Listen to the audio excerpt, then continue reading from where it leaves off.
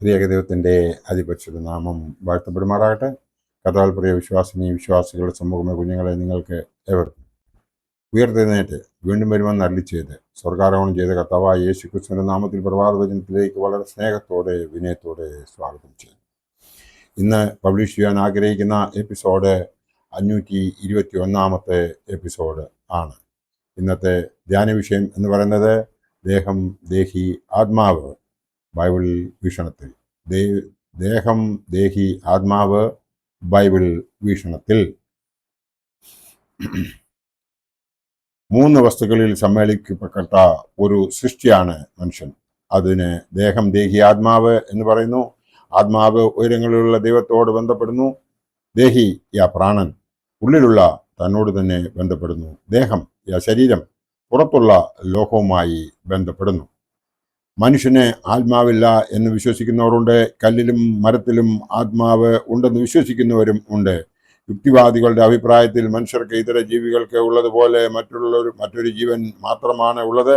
മനുഷ്യന്റെ മരണവും മറ്റ് ജീവജാലങ്ങളുടെ മരണവും തമ്മിൽ ഒരു വ്യത്യാസവുമില്ല എന്ന് ഇത്തരക്കാർ പറയുന്നു. ജൈനമത വിശ്വാസം അനുസരിച്ച് എല്ലാ ജീവജാലങ്ങളിലും ആത്മാവുണ്ട്. കല്ലിലും മണ്ണിലും ആത്മാവുണ്ട്. മരിക്കുന്നതോടെ ആത്മാവ് ഇല്ലാതാകുന്നില്ല. ആത്മാവ് മറ്റൊരു ജീവിയായി മാറുന്നു.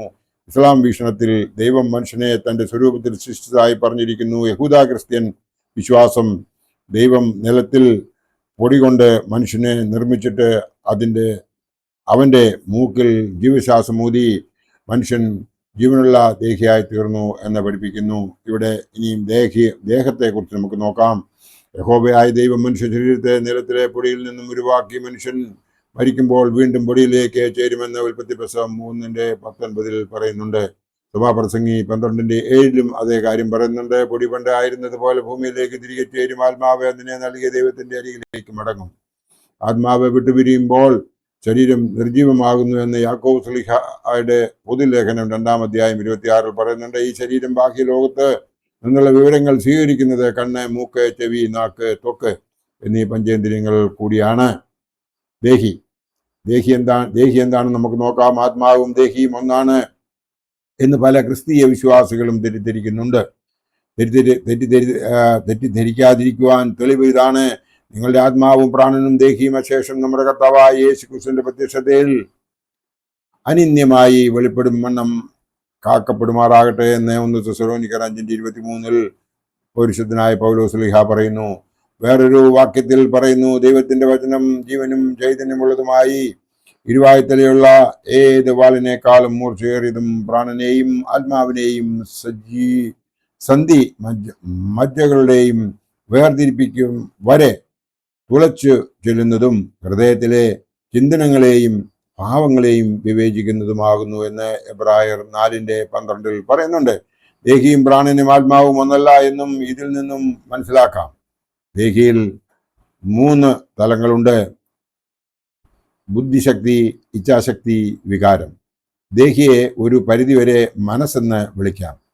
മാംസത്തിന്റെ ജീവൻ രക്തത്തിൽ അല്ലോ ഇരിക്കുന്നത് എന്ന ദൈവവചനം ലേവ്യാപുസ്തകം 17:11 പറയുന്നത് വിചിന്തനം ചെയ്താൽ ദേഹിയിലേക്ക് വെളിച്ചം നൽകും. എന്നാൽ മനുഷ്യരുടെ പ്രാണൻ മൃഗങ്ങളുടേതിനേക്കാൾ ശ്രേഷ്ഠവുമാണ്. ഇനിയും ആത്മാവ് എന്താണെന്ന് നമുക്ക് നോക്കാം. ഇത് അനവധി സവിശേഷതകൾ ഉള്ളതാണ്. ആത്മാവ് ദൈവത്തിൽ നിന്നുള്ളതാണ്. അത് അരൂപിയാണ്. അത് നിത്യമായതാണ്. രക്ഷയോ മോക്ഷമോ പ്രാപിക്കേണ്ടതാണ്. സ്വർലോകത്തെക്കാളും വിലയേറിയതാണ്. നീതിയും ന്യായവും പ്രവർത്തിക്കുവാൻ ആത്മാവ് ആഗ്രഹം കാട്ടുന്നു. ദൈവത്തിൽ നിന്നുള്ളതും ദൈവത്തിന് അരികിലേക്ക് പോകുന്നതുമാണ്. മനുഷ്യനെ ശിക്ഷിച്ച് അവന്റെ മൂക്കിലേക്ക് ജീവശ്വാസമൂതി അവന്റെ ഉള്ളിൽ പകർന്നതാണ് ആത്മാവ്. മറ്റെല്ലാം ഉണ്ടാകട്ടെ എന്ന് കൽപ്പനയാൽ സൃഷ്ടിക്കപ്പെട്ടു. ദൈവാത്മാവിനാൽ നയിക്കപ്പെടുന്ന മനുഷ്യൻ മരിക്കുമെങ്കിലും രൂപാന്തരം പ്രാപിച്ച് ദൈവത്തോടൊപ്പം വസിക്കും.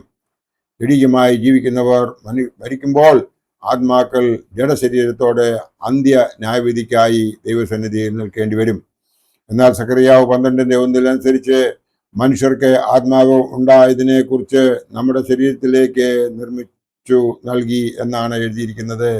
വാക്യം ഇപ്രകാരം എഴുതിയിരിക്കുന്നു: ആകാശം ഇരിക്കുകയും ഭൂമിയുടെ അടിസ്ഥാനം ഇടുകയും മനുഷ്യന്റെ ആത്മാവിനെ അവന്റെ ഉള്ളിൽ നിർമ്മിക്കുകയും ചെയ്തിരിക്കുന്ന യഹോവയുടെ അരുളപ്പാട് എന്തു തന്നെയായാലും മനുഷ്യ ശരീരത്തിൽ നിന്ന് അത് വേർപിരിയും. ആത്മാവ് പദാർത്ഥമയമല്ല, വിശേഷബുദ്ധി ഉള്ളതാണ്. മറ്റ് ജീവികളെ പോലെ അല്ല, അത് ബോധമുള്ളതാണ്, അത് ജ്ഞാനമുള്ളതാണ്, അത് അതിനെ തന്നെയും മറ്റ് കാര്യങ്ങളെയും അറിയുന്നുവെന്ന് നമുക്ക് കാര്യമായി മനസ്സിരുത്തി വായിച്ചു കഴിഞ്ഞാൽ നമുക്ക് മനസ്സിലാകും. യെശയ്യാപ്രവചനം 59:21 ആത്മാവിനെ പറ്റി പരാമർശിക്കുന്ന ഒരു ഭാഗമുണ്ട്. നിന്റെ മേലുള്ള എൻ്റെ ആത്മാവും ഞാൻ തന്ന എൻ്റെ വചനങ്ങളും എന്ന് പറഞ്ഞിരിക്കുന്നു. യഹോവയാൽ അയക്കപ്പെട്ട പരിശുദ്ധാത്മാവിനെയാണ് ഇവിടെ കാണുന്നത്. യോഹന്നാൻ 14:16 സത്യത്തിന്റെ ആത്മാവ് എന്ന മറ്റൊരു കാര്യസ്ഥൻ എന്നേക്കും നിങ്ങളുടെ കൂടെ ഇരിക്കേണ്ടതിന് നിങ്ങൾക്ക് തരും എന്ന് എഴുതിയിരിക്കുന്നു. ദൈവീക തൃത്വത്തിലെ ആളത്വമാണ് ഇവിടെ പറയുന്നത്. വാക്യം 51 സങ്കീർത്തനത്തിൽ ദാവീദ് അനുതാപത്തോടെ പറയുന്ന ഒരു ഭാഗമുണ്ട്: നിന്റെ സന്നിധിയിൽ നിന്നും എന്നെ തള്ളിക്കളയരുതേ, നിന്റെ പരിശുദ്ധാത്മാവിനെ എന്നിൽ നിന്നും എടുക്കുകയും അരുതേ. ഇവിടെയെല്ലാം ദൈവത്തിന്റെ ആളത്വത്തിലെ വ്യക്തിത്വം കാണിക്കുന്നു.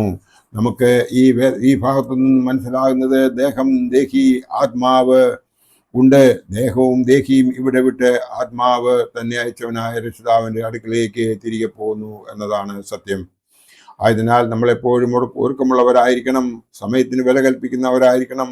അങ്ങനെ സമയത്തിന് വില കൽപ്പിക്കുന്ന അവസരത്തിൽ മാത്രമേ നമുക്ക് ഇങ്ങനെയൊക്കെ ചിന്തിക്കുവാൻ സാധിക്കത്തുള്ളൂ. ഈ മാസത്തിലെ 30ാമത്തെ ദിവസമാണ് ഇന്ന്. പെന്തക്കോസ്തിക്ക് ശേഷം 6ാമത്തെ ദിവസമാണ് ഇന്ന്. ശനിയാഴ്ചയാണ്. ഈ വർഷത്തെ 150ാമത്തെ ദിവസമാണ് ഇന്ന്. അതായത് ജനുവരി 1 മുതൽ നാം കാൽക്കുലേറ്റ് ചെയ്ത് കഴിയുമ്പോൾ കർത്താവായ യേശു ക്രിസ്തു നമുക്ക് സന്തോഷത്തോടുകൂടി ആരോഗ്യത്തോടുകൂടി ജീവിക്കുന്നതിന് വേണ്ടിയിട്ട് 150 ദിവസങ്ങൾ തന്നു കഴിഞ്ഞു. എന്നാൽ നമ്മോടൊപ്പം ഉണ്ടായിരുന്ന ജനുവരി 1 തീയതി ഉണ്ടായിരുന്ന എത്രയോ പേർ ഈ ലോകത്തിൽ നിന്നും മാറ്റപ്പെട്ട് കഴിഞ്ഞു എന്ന് നാം ചിന്തിക്കുമ്പോൾ നാം ദൈവത്തിൻ്റെ അടുത്തേക്ക് വളരെ വിശ്വാസത്തോടുകൂടി ആത്മീയമായി അടുത്ത് ചെല്ലേണ്ടത് ഉണ്ട്. കാരണം അവൻ നമുക്ക് 150 ദിവസങ്ങൾ കൂടി ജീവിക്കുന്നതിന് വേണ്ടിയിട്ട് തന്നു. നാം ഏത് നിമിഷത്തിലും അവൻ്റെ അടുത്തേക്ക് തിരികെ പോകത്തക്കവണ്ണം ഉള്ളൊരു സാഹചര്യത്തിലാണ് നാം ജീവിക്കുന്നത്. ആയതിനാൽ നാം ഓരോരുത്തരും ചെയ്യേണ്ടത് എപ്പോഴും ഒരുക്കമുള്ളവരായിരിക്കുക എന്ന് മാത്രമാണ്. ആയതിനാൽ നാം എപ്പോഴും ഒരുക്കമുള്ളവരായിത്തീരുന്നതിന് വേണ്ടിയിട്ട് നമ്മുടെ പിതാക്കന്മാർ നമ്മെ ഉപദേശിച്ചിട്ടുള്ളതായ ആ വഴികളിലൂടെ നാം യാത്ര ചെയ്യണം. നാം ഉദാശകളിൽ സംബന്ധിക്കുകയും യാമപ്രാർത്ഥനകൾ പൂർത്തീകരിക്കുകയും പൂർണ്ണ വിശ്വാസത്തോടും പൂർണ്ണ ശക്തിയോടും പൂർണ്ണ വിശ്വാസത്തോടും പൂർണ്ണ മനസ്സോടും കൂടി ദൈവത്തെ ആരാധിക്കുകയും എപ്പോഴും സ്തുതിഗീതങ്ങൾ ആലപിച്ചുകൊണ്ടിരിക്കുകയും ചെയ്യണം. കാരണം അവൻ തന്നിട്ടുള്ളതായ കൃപാവരങ്ങളെ ഓർത്ത് എപ്പോഴും നമ്മൾ സ്തുതി പാടുകയാണ് വേണ്ടത്. അവൻ തന്നിട്ടുള്ളതായ ആ അനുഗ്രഹങ്ങൾക്ക് നമ്മുടെ ബാക്കിയുള്ള ജീവിതം മുഴുവനും സ്തുതി പറഞ്ഞാലും അത് മതിയാവുകയില്ല എന്ന് പിതാക്കന്മാർ നമ്മെ പഠിപ്പിച്ചിരിക്കുന്നത് മറന്നുപോകാതെ നാം അപ്രകാരം ചെയ്യുന്നുവെങ്കിൽ ബാക്കിയുള്ള ജീവിതം നമുക്ക് ആത്മീയമായി ജീവിക്കുന്നതിനും വിശ്വാസത്തോടുകൂടി പ്രാർത്ഥിച്ച് ദൈവത്തെ ഉള്ളിൽ സ്വീകരിച്ച ശക്തി കൊണ്ട് നല്ലൊരു ക്രിസ്ത്യാനിയായി ജീവിച്ച് ഈ ലോക ജീവിതം സഫലമാക്കി സ്വർഗരാജ്യത്തിൽ ആ നിത്യതയിൽ ചെന്ന് അവൻ്റെ വലത്തുഭാഗത്ത് ഇരിക്കുവാൻ അവൻ നമ്മളെ അനുഗ്രഹിക്കുമെന്ന് മാത്രം ഓർപ്പിച്ചുകൊണ്ട് എൻ്റെ വാക്കുകൾ ഇവിടെ സംഹരിക്കട്ടെ. ദൈവം നമ്മളെ എല്ലാവരെയും അനുഗ്രഹിക്കട്ടെ. നന്ദി, നമസ്കാരം.